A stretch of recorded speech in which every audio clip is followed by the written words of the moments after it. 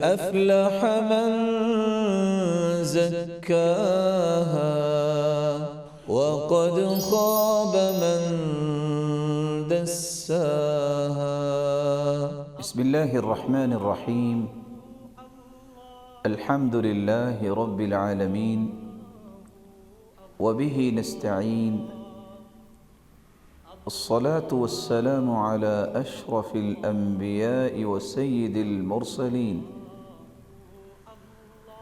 وعلى آله وصحبه ومن تبعهم بإحسان إلى يوم الدين. أما بعد، فأعوذ بالله من الشيطان الرجيم. قد أفلح من تزكى وذكر اسم ربه فصلى. ناظرین کرام، تزکیہ اور تربیت یہ ہم سب کی ایک علمی میراث ہے، یہ نبوی میراث ہے، یہ وہ خوبصورت منہج اور مشن اور منہاج ہے جس کو رسول اللہ صلی اللہ علیہ وسلم نے شروع کیا اور صحابہ کرام کی تربیت اور تزکیہ ہی کیا، جس کی وجہ سے رب تعالیٰ نے ان کو پوری کائنات کے لیے آئیڈیل بنا دیا۔ ہماری گفتگو جاری تھی کہ تزکیہ کا پہلا اصول نیت کو خالص کیا جائے۔ اخلاص کے بغیر نہ کوئی عمل قبول ہوتا ہے اور نہ ہی اس کے بغیر کسی کی تربیت اور تزکیے کی امید کی جا سکتی۔ جس کی سوچ کے دھارے ہی اللہ ذوالجلال کے سوا کسی اور طرف ہوں، اس کی کیا تربیت ہوگی؟ اخلاص کے بعد جب تک دستور ربانی سے انسان کی وابستگی قائم نہیں ہوتی، جس کو قرآن کہتے ہیں، اس وقت تک بھی انسان کی زندگی کی نوک پلک درست نہیں ہو سکتی۔ اللہ تعالیٰ نے اس لیے قرآن مجید کو کتاب تربیت بھی بنایا ہے اور کتاب تزکیہ بنا کے بھیجا ہے۔ قرآن مجید کی وابستگی کے بعد جب تک رسول اللہ صلی اللہ علیہ وسلم کی ذات اطہر کو کوئی آئیڈیل نہیں بناتا، کوئی اپنے لیے رول ماڈل نہیں بناتا، اس وقت تک بھی اس کی تربیت اور تزکیہ نہیں ہو سکتا۔ ہم نے یہ بیان کیا تھا کہ رسول اکرم صلی اللہ علیہ وآلہ وسلم کی ذات مقدس اللہ تعالیٰ نے اس ہستی کے بارے میں قرآن مجید میں کس خوبصورت انداز کے ساتھ بیان کیا ہے کہ وہی نمونہ ہے، وہی قدوہ ہے، وہی آئیڈیل ہے، مخلوق میں سے ذات کے اعتبار سے وہ بے مثال ذات ہے، اپنی ہر بات کے اعتبار سے بھی وہ بے مثال بات ہے ان کی۔ اس لیے اسی ذات کو ہی اللہ ذوالجلال نے پوری کائنات کے لیے نمونہ بنایا۔ جب تک اس کی اتباع نہیں ہے، جب تک اس کی اطاعت نہیں ہے، جب تک اس کی پیروی نہیں ہے، جب تک اس کی فرما برداری نہیں ہے، نہ تو اس کے قدوہ ہونے اور آئیڈیل ہونے کا ہم ثبوت دیتے ہیں، جب تک اس ذات کو اور اس ہستی کو اس قابل نہ سمجھے کہ اس کی پیروی کرنی ہے، اسی کی اطاعت کرنی ہے، اسی کی فرما برداری کرنی ہے، اس وقت تک ہماری تربیت اور تزکیہ متحقق نہیں ہو سکتا۔ اسی اللہ تعالیٰ نے ایک آسان سا اصول دیا ہے کہ آپ اس ہستی کو کیسے آئیڈیل مانیں گے، کیا کرنا ہوگا۔ ارشاد ربانی ہے، وَمَا آتَاكُمُ الرَّسُولُ فَخُذُوهُ وَمَا نَهَاكُمْ عَنْهُ فَانتَهُوا جس چیز کا حکم وہ دے دیں اسے تم لے لو، اور جس بات سے منع کر دیں اس بات سے رک جاؤ۔ یہ وہ دو بنیادیں ہیں جن کو انسان سمجھ لے اور مضبوطی کے ساتھ اس کی روشنی میں اپنی زندگی کو ڈھال لے تو یہ وہ خوش نصیب انسان ہے جس نے اس ہستی کو اپنے لیے نمونہ مان لیا۔ اس لیے اللہ عز و جلال نے یہ وضاحت بھی دے دی کہ اگر اس ہستی کی تابعداری نہ کی اور دل کی خوشی سے اس کی بات نہ مانی، اطاعت یہ طوعن سے ہے، اور طوعن کا مطلب یہ ہوتا ہے انسان دل کی خوشی سے کسی بات کو تسلیم کرے۔ جب تک اس کی پیروی اور فرما برداری کا یہ زاویہ نہیں ہوگا اس وقت تک تربیت اور تزکیہ نہیں ہو سکتا۔ اس لیے اللہ عز و جلال نے قرآن مجید میں فرمایا وَمَا كَانَ لِمُؤْمِنٍ وَلَا مُؤْمِنَةٍ إِذَا قَضَى اللَّهُ وَرَسُولُهُ أَمْرًا أَن يَكُونَ لَهُمُ الْخِيَرَةُ مِنْ أَمْرِهِمْ وَمَن يَعْصِ اللَّهَ وَرَسُولَهُ فَقَدْ ضَلَّ ضَلَالًا مُبِينًا۔ مومن مرد اور مومنہ عورت کی تو شان کے لائق ہی نہیں ہے کہ جب اس نے دعویٰ کر لیا کہ میں مومن ہوں اور میں مومنہ ہوں، پھر اللہ عز و جلال کا فیصلہ جو قرآن کی شکل میں آئے، اس کے رسول کا فیصلہ جو اس کے فرمان کی شکل میں آئے، یا اس ہستی کے مبارک عمل کی شکل میں آئے، پھر ان دو فیصلوں کے سامنے اپنی مرضی کرے، ایسا نہیں ہو سکتا۔ اور جو مرضی کرے گا، جو اپنی منمانی کے مطابق اپنے آپ کو چلائے گا، اس نے اللہ اور اس کے رسول کی نافرمانی کی، اور یہ نافرمانی کوئی معمولی نافرمانی نہیں ہے، فقد ضل ضلالا مبینا، واضح گمراہی ہے۔ اس لیے عبداللہ ابن مسعود رضی اللہ تعالی عنہ سے مروی ہے، یہ روایت صحیح مسلم کی ہے 654، وہ فرمایا کرتے تھے من سرہ ان یلقى اللہ غدا مسلما فلیحافظ على هؤلاء الصلوات، جس شخص کا تو یہ دعویٰ ہے کہ وہ مسلمان ہے اور قیامت کے دن بھی اسلام کی حالت میں ہی اپنے رب کو ملنا چاہتا ہے، اس کو چاہیے کہ نمازوں کی پابندی کرے۔ پھر فرماتے ہیں فَإِنَّ اللَّهَ شَرَعَ لِنَبِيِّكُمْ سُنَنَ الْهُدَى وَإِنَّهُنَّ مِن سُنَنِ الْهُدَى، اللہ عز و جلال نے اپنے محبوب پیغمبر کے لیے کچھ معاملات کو ہدایت کے لیے نمونہ بنا کے پیش کیا ہے، اور یہ وہی سنتیں ہیں جس کو رسول اللہ صلی اللہ علیہ وسلم نے امت کے سامنے پیش کیا۔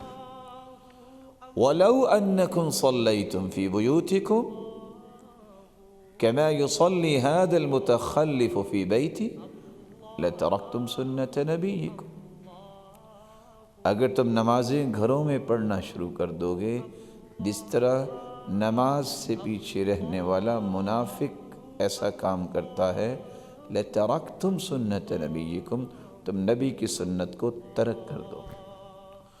وَلَوْ تَرَكْتُمْ سُنَّةَ نَبِيِّكُمْ لَضَلَلْتُمْ عَنْ سَوَاءِ السَّبِيلِ، اور اگر تم نے اللہ کے پیغمبر کی سنت کو ترک کر دیا تو تم راہ راست سے گمراہ ہو جاؤ۔ وَلَقَدْ رَأَيْتُنَا وَمَا يَتَخَلَّفُ عَنْهَا إِلَّا مُنَافِقٌ معلوم النفاق، نماز با جماعت سے پیچھے وہی رہتا تھا جو خالص منافق ہوتا تھا. اور یہ رویہ کب کا پیش کر رہے ہیں؟ عبداللہ ابن مسعود رسول اللہ صلی اللہ علیہ وسلم کے زمانے میں وہی شخص پیچھے رہتا تھا جو منافق ہوتا تھا. اور یہ اللہ تعالیٰ کا احسان عظیم ہے کہ رب تعالیٰ نے منافقوں کی کوئی بات ہم تک نہیں پہنچائی کہ یہ بھی قابل نمونہ ہے، بلکہ وہ اللہ کے رسول صلی اللہ علیہ وسلم کی مجلس میں بیٹھتے اور اپنی سوچوں میں رہتے. جب آپ صلی اللہ علیہ وسلم اپنی مبارک گفتگو مکمل کر لیتے تو پھر وہ کہتے ماذا قال آنفا، کیا کہہ رہے تھے محمد صلی اللہ علیہ وسلم. یہ بھی اللہ کا احسان ہے کہ کوئی ایسی بات جو قابل عمل ہے، جو قابل نمونہ ہے، وہ منافقوں کے ذریعے اللہ تعالیٰ نے ہم تک نہیں پہنچائی. وہ صرف صحابہ کرام نے ہم تک پہنچائی ہے، تابعین، تبع تابعین اور ائمہ اعظام کے ذریعے ہم تک یہ پہنچی. تو رسول اکرم صلی اللہ علیہ وآلہ وسلم کی جب تک اتباع نہیں ہوگی، گمراہی سے جان نہیں چھوڑ سکتی. اور جو انسان گمراہ ہے اس کا تزکیہ کیا ہو سکتا ہے؟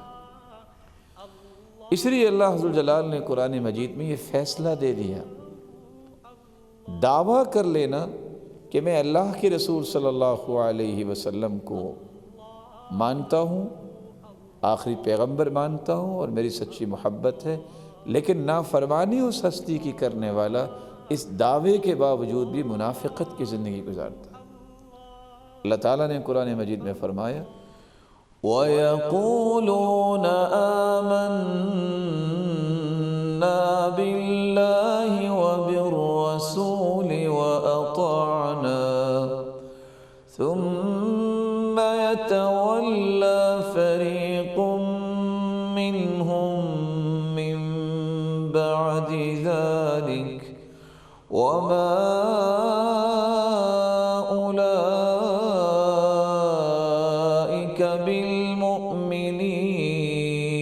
بالمؤمنين وإذا دعوا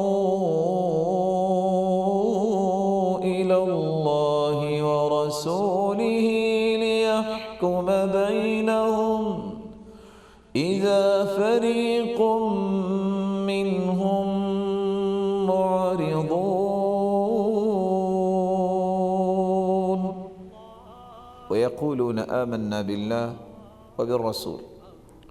منافقوں کا یہ رویہ ہے، وہ کہتے ہیں ہم اللہ پر بھی ایمان لائے اور رسول پر بھی ایمان لائے اور ہم نے اطاعت بھی کی، لیکن یہ کہنے کے باوجود ثم يتولى فريق منهم من بعد ذلك، پھر بھی اعراض برتتا ہے ایک گروہ.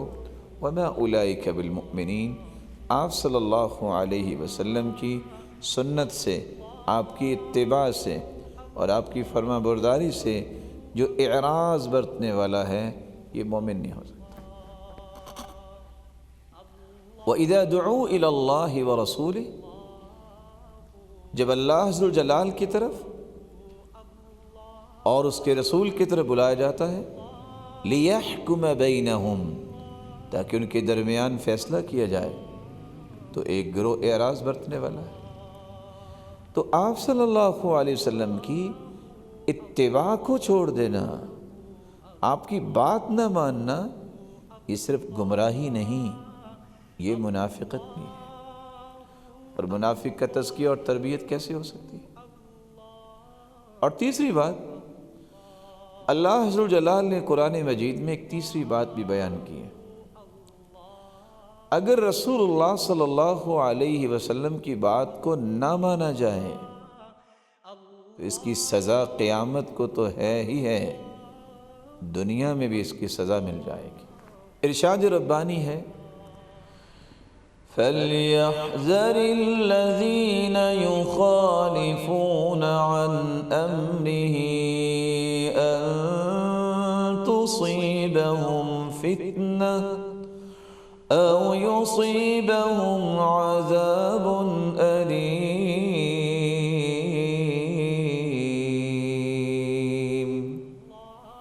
فَلْيَحْذَرِ الَّذِينَ يُخَالِفُونَ عَنْ أَمْرِهِ، جو اس ہستی کے اوامر کی مخالفت کرتے ہیں انہیں ڈر جانا چاہیے، کہیں انہیں فتنہ اور آزمائش کی مصیبت نہ پہنچے، یا انہیں کوئی دردناک عذاب کا حقدار نہ بنا دیا جائے۔ صحیح مسلم کی روایت 5236، رسول اللہ صلی اللہ علیہ وسلم نے دیکھا کہ ایک شخص بائیں ہاتھ سے کھا رہا ہے، تو آپ صلی اللہ علیہ وسلم نے حکم دیا، کل بیمینک، دائیں ہاتھ سے کھائیے۔ قال لا استطیع، میں تو یہ کام نہیں کر سکتا۔ قال لا استطعت ما منعه الا الكبر، کیا تمہیں طاقت نہیں ہے کہ دائیں ہاتھ سے کھاؤ؟ تکبر کی وجہ سے اس نے بات نہیں مانی۔ فما رفعها الى فی، آزمائش کیا آئی؟ وہ دایاں ہاتھ پھر شل ہو گیا، پوری زندگی اس کو منہ تک نہیں لے جا سکا۔ ہو بندہ مومن، ہو مسلمان، اور اسے نبوی طریقے پسند نہ ہو، ایسے کیسے ہو سکتا ہے؟ رسول اللہ صلی اللہ علیہ وسلم نے کتنی بڑی بات بیان کی۔ چھوٹا سا بچہ جس کی عمر 6 سے 7 سال ہے، چھوٹا سا بچہ جس کی پرورش رسول اللہ صلی اللہ علیہ وسلم کر رہے ہیں، اور دیکھتے ہیں کہ بچے کا ہاتھ کبھی دائیں جاتا ہے اور کبھی بائیں جاتا ہے کھانے میں، اور آپ نے صغر سنی میں ہی اس کے کان میں ایک بات ڈال دی، یا بنی، یا غلام، جیسا کہ دوسری روایت کے الفاظ، بچے، ادنو یا غلام، بیٹا کھانے کے قریب ہو کے بیٹھو، کل بسم اللہ، بسم اللہ پڑھ کے کھائیے، کل بیمینک، دائیں ہاتھ سے کھائیے، وَكُلْ مِمَّا يَلِيكَ، اپنے سامنے سے کھائیے، کسی کے سامنے ہاتھ نہیں لے کے جاتے۔ یہ وہ ادب ہے جو رسول اللہ صلی اللہ علیہ وسلم نے سکھایا۔ صحابی کہتے ہیں بچپن سے یہ بات میں نے سنی، فَمَا زَالَتْ تِلْكَ طِعْمَتِي بَعْدَ، پھر میں نے پوری زندگی ایسا ہی کیا۔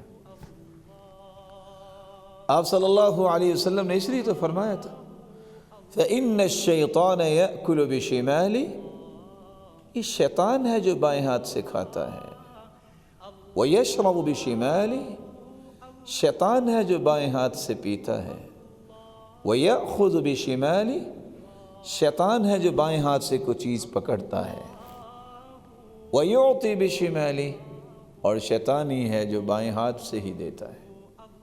بندہ مومن جس کا ایمان کا دعویٰ ہے، وہ اپنی تربیت چاہتا ہے، پہلے اسے یہ تو ادب آنا چاہیے کہ میں نے کھانا اور پینا کیسے ہے، کس ہاتھ کو استعمال کرنا ہے۔ آداب ہی تو انسان کی بلندی کی علامت ہے، اور آداب ہی تو ہیں جن کے بارے میں علماء لکھتے ہیں اگر کسی قوم کے اندر ادب و آداب نہ ہو، وہ انسانوں کی قوم نہیں ہوتی، وہ تو ایک جانوروں کا اور بھیڑ بکریوں کا ایک ریوڑ ہوتا ہے، جس کو جب چاہو، جدھر چاہو، جیسے چاہو ہانک کر لے جاؤ۔ یہ آداب ہیں جو اسلام نے سکھائے، جس کی روشنی میں انسان کی عظمت اور انسان کی بلندی متحقق ہوتی ہے۔ تو رسول اللہ صلی اللہ علیہ وسلم کی نافرمانی جو ہے، آپ کی اتباع نہ کرنا، آپ کی بات کو نہ ماننا، اس کی سزا دنیا میں بھی مل جاتی ہے، آخرت میں تو ملے گی اگر توبہ نہ کی۔ ایک چوتھی بات بھی رسول اللہ صلی اللہ علیہ وسلم نے سمجھائی کہ میری اتباع سے جو منہ موڑنے والا ہے، میری بات کو جو تسلیم نہیں کرتا، یہ تو ہلاکت کی راہ پہ چل نکلا ہے۔ قد افلح من زکاہا وقد خاب من زکاہا وقد خاب من دساہا۔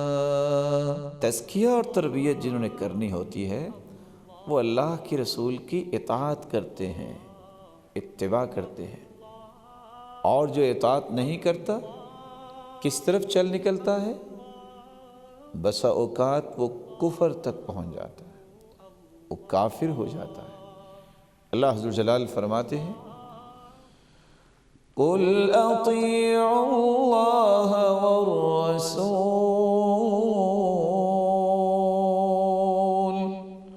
فَإِن تَوَلَّوْا فَإِنَّ اللَّهَ لَا يُحِبُّ الْكَافِرِينَ۔ میرے محبوب آپ خود فرما دیجئے، اللہ کی بات مانو اور رسول کی بات مانو۔ اگر تم نے اعراض کیا تو یاد رکھنا اللہ عز و جلال کافروں سے محبت نہیں کرتے، کیونکہ تمہارا اعراض تمہیں کفر تک لے جائے۔ اور دوسری جگہ اللہ عز و جلال فرماتے ہیں یا ایھا الذین آمنوا اطیعوا اللہ ورسولہ ولا تولوا عنہ وانتم تسمعون ولا تكونوا كالذين قالوا سمعنا۔ اے ایمان کا دعویٰ کرنے والو، اللہ اور اس کے رسول کی اطاعت کرو اور تم اس سے اعراض نہ کرو۔ تم سنتے ہو نا اللہ کی بات، تم سنتے ہو نا رسول اللہ صلی اللہ علیہ وسلم کی فرامی، وَلَا تَكُونُوا كَالَّذِينَ قَالُوا سَمِعْنَا وَهُمْ لَا يَسْمَعُونَ۔ ان لوگوں کی طرح نہ ہو جاؤ جو کہتے ہیں ہم نے سنا لیکن وہ سنتے نہیں ہیں۔ ان کے کانوں پہ مہر لگا رکھی ہے اللہ تعالیٰ نے اور اپنی رحمت سے دھتکارا ہوا ہے۔ صحیح بخاری کی روایت ہے، رسول اللہ صلی اللہ علیہ وسلم نے یہاں تک فرما دیا فَمَنْ رَغِبَ عَنْ سُنَّتِي فَلَيْسَ مِنِّي۔